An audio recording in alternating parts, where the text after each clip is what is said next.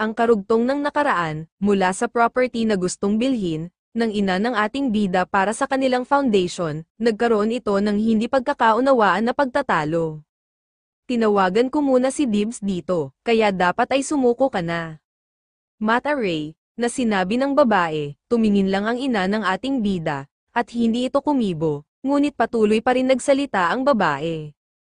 Tita, ipinangako mo sa akin na ibebenta mo ito sa aking ng 100 billion cash, nakalimutan mo na ba?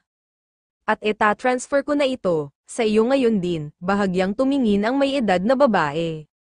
At sabi mo kailangan mo ng pera kagad, tama, then, magdadagdag pa ako ng another billion.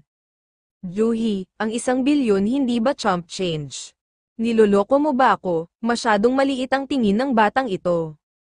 Chik-chik, nagtataka naman ang babae sa sinabi ng kanyang tita. Maya-maya ay dumating ang ating bida, at agad itong nagtanong sa kanyang ina. Mom, ano pong nangyayari? Napatingin naman ang dalawang babae, sa ating bida, na may hawak na painting. Isang Chagall painting na may higit sa 70% na posibilidad na maging tunay. No way, paano nangyari nandoon yung lalaking yon? Bulong ng babaeng si Juhi, nako, sino itong gwapong binata na ito? Mahal kong biyenan ito ay ang anak ni Solon, at isa siyang law student sa Korea University. Oh, pinalaki mo siya ng maayos, at medyo dapat ay tumingin-tingin ka din. Tinayayata ako nito ng palihim, bulong nito. Well, alam mo ang matandang babaeng ito ay dapat ay maglaro ng matchmaker. Pinahalagahan ko po ang iniisip nyo, pero, pressman pa lang po ako. Sabay napakamot ang ating bida sa ulo nito, ganun ba? Binigay mo ang vibe ng isang CEO ng kumpanya, at sabi ng may edad na babae.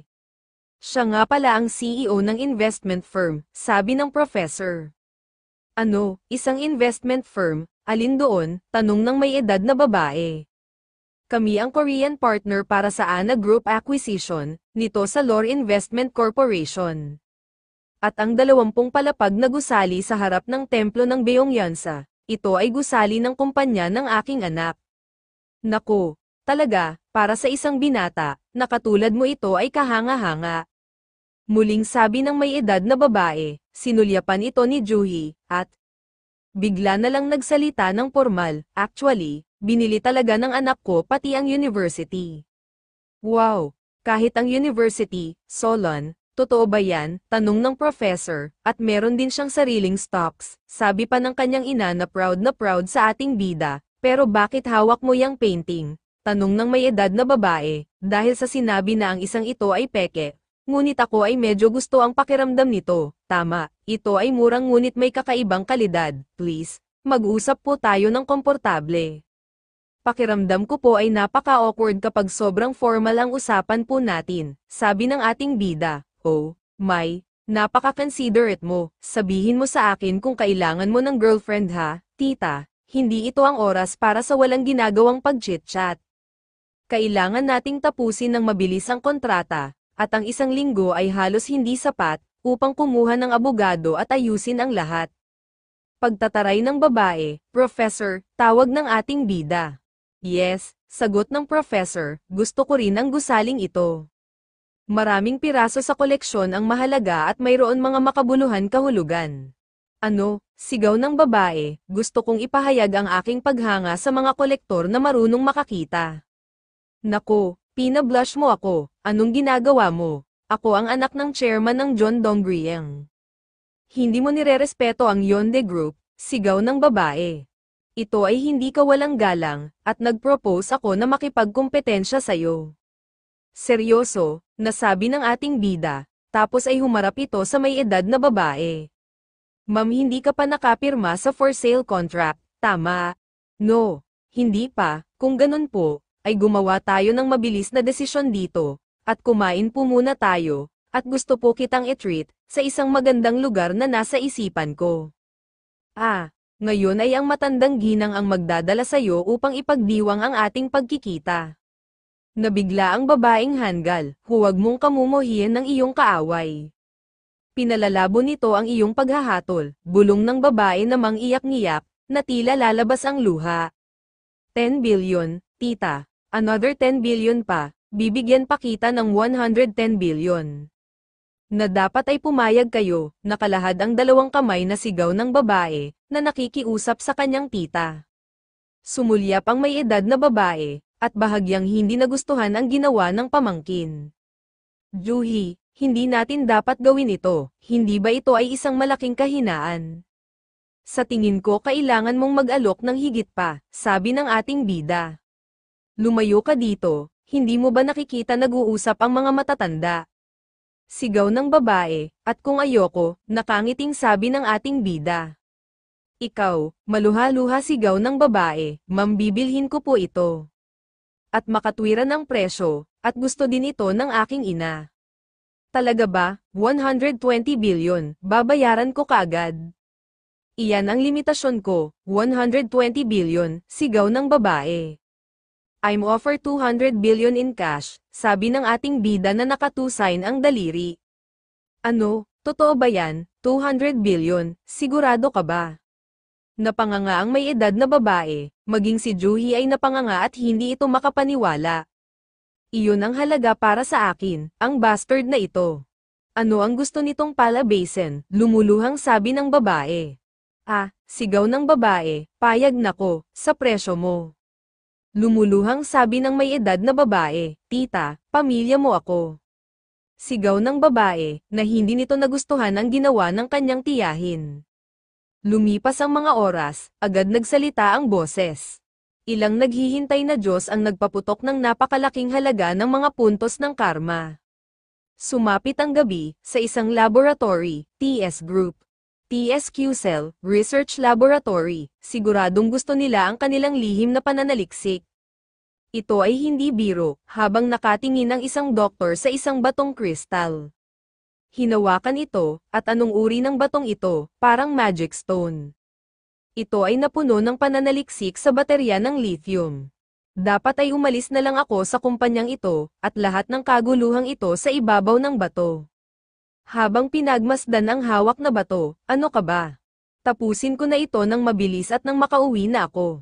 At least wala siyang risk, sa pagsabog, inilapag ito at na lang sa parang oven. Next tignan natin ang power absorption rate, ipakita mo sa akin kung gaano karami ang makakain nito. Tiyak ito ay, hindi laman, na regular na bato. Magsimula tayo sa 100 mAh, maya-maya ay may lumabas na parang voltahe sa batong gems. Teka lang, wow, maaari din itong mag-imbak ng kapangyarihan. Kung mag-convert tayo ng WH, pinahit nito ang pihitan. At agad kumislap-kislap ito na parang may kidlat. Gasp, ano ito, kilowatts, ano bang klaseng bato ito? Bulong nito, agad kumalat ang tila kidlat na boltahe nito. Mula sa laboratory maririnig dito ang sigaw ng isang lalaki.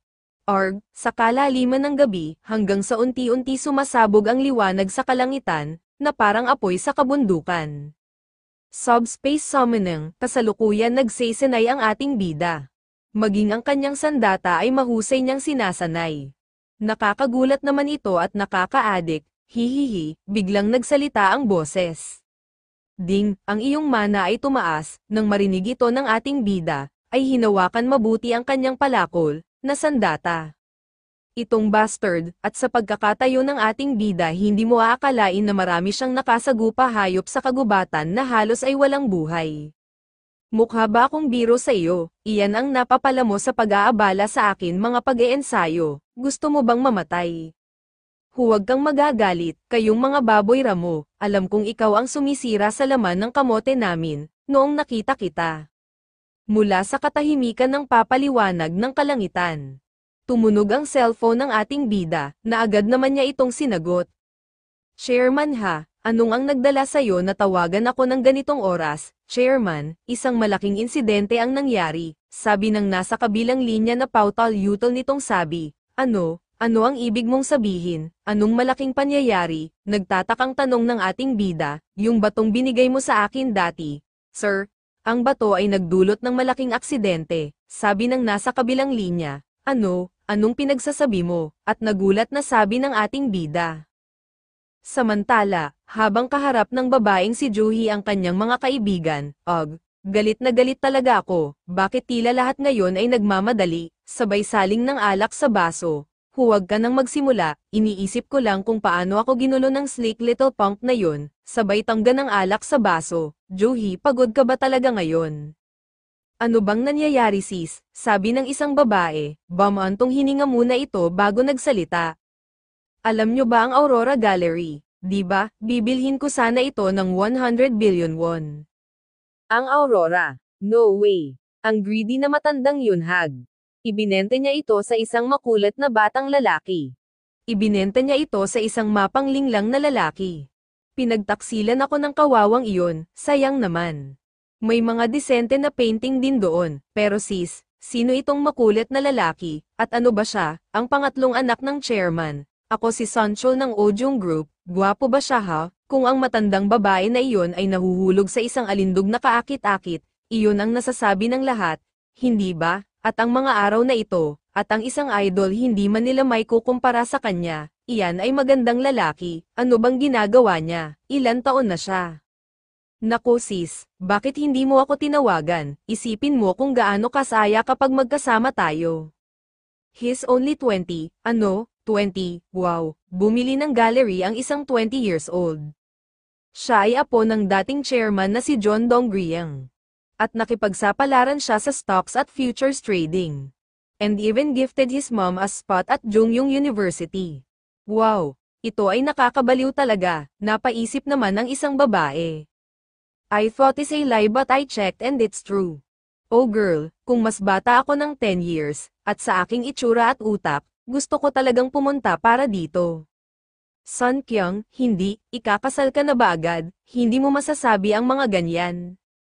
No way, bulong nito, sis, yung lalaki ba, na tinutukoy mo ay si Jang Tae-san ang law student ng Korea University.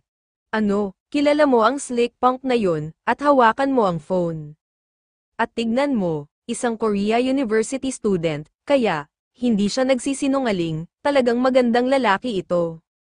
At kahit alam ni Ayon, ang tungkol sa kanya, Sun Kyun, alam mo bang nakakainis yung punk na yan? Tumahimik ka lang na tumutok sa pagpapakasal, sis, nagbibiro lang ako, biro lang, sabi ng babae, paano siya naglakas ng loob na itapon ang pera niya sa harapan ko, at kailan pa naging 200 billion ang pangalan ng aso, at anong meron sa Jungyung University, kapag naisip ko yun, galit na galit ako, sis, mabuti pa, huwag kang makipaglokohan sa mga nakababatang lalaki nang walang dahilan, ilang beses ko na siyang nakilala at mapanganib siya. Mapanganib, ulit ng isang babae, so, kilala mo siya? Mas lalo tuloy ako na curious ngayon, gaano ba kayo ka-close?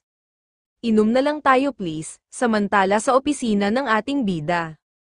Chairman ha, sigaw ng ating bida, chairman ha. Anong nangyayari, anong ibig mong sabihin na malaking problema? Muling sigaw nito, kabadong inilagay sa center table ng lalaki ang makapal na dokumentong hawak. Ano ito, test report ba ito, chairman, ito po ay hindi ka panipaniwala. Saan ka nakakita ng ganyang kayamanan, pinagpawisan na sabi ng matandang lalaki. Maaari ka bang makakuha na higit pa sa mga bagay na ito, or hindi bababa na hayaan mo akong masira ang isang piraso, upang pag-aralan ng komposisyon nito, ito ay isang revolusyon chairman, sabay, tayo ng matandang lalaki, at sabay ipinatong ang dalawang kamay sa lamesa, at sa hinaharap na pinag-uusapan, tungkol sa electric cars, agad nitong malulutas ang isyu sa mga baterya, na mahahalaga. At chairman, ito ay, bahagya itong napangiti, isang Nobel Prize level na pagtuklas.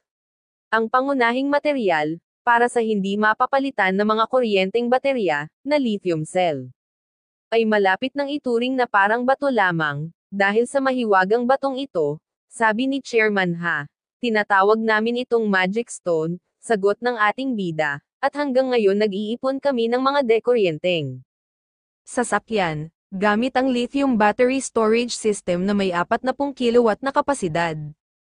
Ngunit ang bagay na ito ay isang wupang na 1,000 kilowatt. Na ang ibig sabihin ay tumatama ito ng 1 megawatts. Hindi pa nababanggit ang bilis na pag-charge, at sa sobrang mataas na katatagan ng boltahe. At sa pamamagitan nito maaari nating pangibabawan ang mundo sa isang iglap. At ito ay hinahawakan bilang isang lihim na proyekto, tama ba?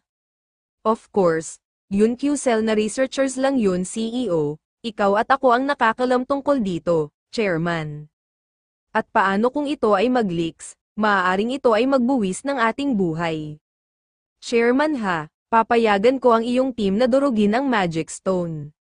Seryoso po ba kayo? Ang resulta ng pananaliksik ay dapat panatilihing mahigpit at kumpidensyal. At ito ay papahintulutan lamang sa espesyal na pasilidad ng pananaliksik na itinayo sa aking bayan. Opo, Chairman, at paano ang proyektong itinuro ko sa iyo tungkol sa pag-unlad? Kung saan sa proseso ng pag-secure ng mga patent, ngunit ito ay nagpapatunay na mas mahirap kaysa sa inaasahan. Ang paghahanda ng pagkain, na pinagmulan ng pagkain, sa hinaharap ay nangangailangan ng pagsisikap sa pag-aaral. At ang vertical integration ay talagang kinakailangan, mula sa polysilicon hanggang sa ingots, wafers, cells, at modules. Narinig ko na ganito ang pagkumpleto ng solar power generation, at sa mga ito, ang pinakakritikal ay ang teknolohiya ng solar cell, baka alam mo na ito. Ngunit ang pagpapabuti ng kahusayan ng mga wafers, na kilala bilang solar cells, ay hindi madaling gawain. Ang mga cell na nakabatay sa silicon ay mura, ngunit ang kanilang kasalukuyang komersyal na kahusayan, ay makabuluhang mas mababa. Bukod sa mga pondong pang-astronomiya, ang tunay na susi ay ang pagtuklas sa teknolohiya. Medyo pamilyar ako sa mga detalye, sagot ng matandang lalaki. Parang sa US, Germany at Korea, mayroon palihim na pagtutok sa pagbuo ng hybrid solar cells. Ano, totoo ba yan? Gusto kong tumuon sa mga organic na solar cell. Kailangan nating ng differentiation, organic solar cell. Sigaw ng lalaki, first generation ay ang mga silicone cell. Second generation ay ang manipis na film solar cell. At ang third generation ay ang maaaring ituring na organic solar cell. Kami ay ganap na mas secure ng isang patent, at upang kapansin-pansin, pahabain ang habang buhay na organic solar cell na kanilang pangunahing drawback. Kahit marinig ang tungkol dito ay parang hindi ka pani-paniwalang mahirap. Chairman, kahanga-hanga ka talaga, paano ka makakuha ng ganoong mataas na antas ng impormasyon? Mangyaring pabilisin ang patayong pagsasama ng solar power development. At ako ang mananagot para sa mahirap na gawain. Napatulala saglit si Mr. Ha, at maya-maya ay bahagyang yumuko ito. Opo, susundin ko ang iyong pananaw sa aking buhay mula sa linya. Mula sa papalubog na sikat ng araw, sa laboratory. Isang researcher ang pumasok at napasigaw ito sa nakita. Ano ito, may bumagsak bang bomba sa lab kagabi? Gulo at kalat ang laboratory na akala mo ay sinabugang ng bomba. Napabuntong hininga ito, at ito ay palatandaan na nagkagulo. Ito ang dahilan kung bakit, ang mga nag-aral sa ibang bansa ay hindi matiis, tulad nito. What the heck, ano ba naman ang ginawa niya kagabi? Inis nitong bulong, kung sa tingin nila hindi ko malalaman, ang ginawa nila, sila ay sobrang nagkakamali, hehe. Hinawakan nito ang computer, at binuksan, tignan natin. At agad pinahihit ang mouse ng computer, ano ang mga ito? Ano nga ba ang kanilang binuo, habang nag-iisip ito? Maya-maya ay nagbago ang itsura nito, hindi naman kaya. Posible nga ba ito, pinagpawisan at nagtatakang. Bulong ng researcher, at mula sa labas ng lab, lumipas ang oras. At binuksan ng lalaki ang pinto, bahagyang nagulat ito, nang makita niya na may tao sa loob ng laboratory. Nakatayo ito at nakaharap sa bintana. Mr. Kyung-rak, kailan ka nakarating dito?